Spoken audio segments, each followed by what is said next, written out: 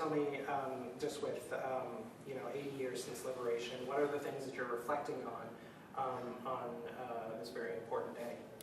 Well, recognizing 80th year since the liberation of the death camp in Auschwitz, we are still in an era in which there's denial, that people don't believe. We are in an era of rising anti-Semitism. And it's very important that we continue to remember, that we tell the story, that we make sure that the world never forgets. Tell me just kind of how, each year that this day kind of lands, kind of what are things that you think about each year?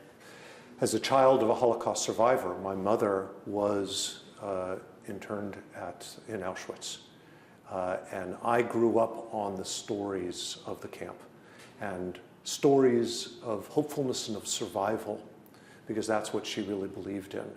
And I was always told that responsibility to make sure that the memory is kept alive. My mother, Alice Lok Cahana, told the story through her art. And she wanted to make sure that her art survived, was seen, was telling the story after she was gone. And now she died a few years ago, and the responsibility falls to the next generation and to the next generation to bear witness in a world that wants to forget. Do you think that, I guess you kind of touched a little bit about this, is just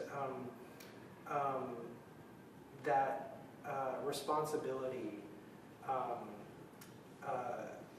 guess just talk about kind of how it feels to kind of weigh in on,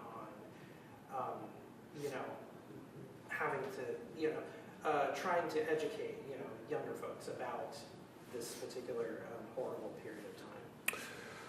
We're living in a world where fascism is on the rise.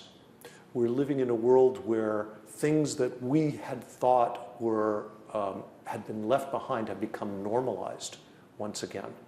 And it's very important that the children of this era know that these things are not normal. This does not have to be.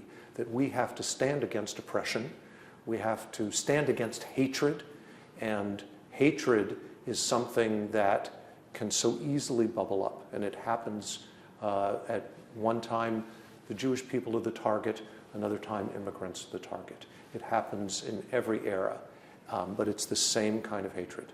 And we as Jews know where that hatred leads.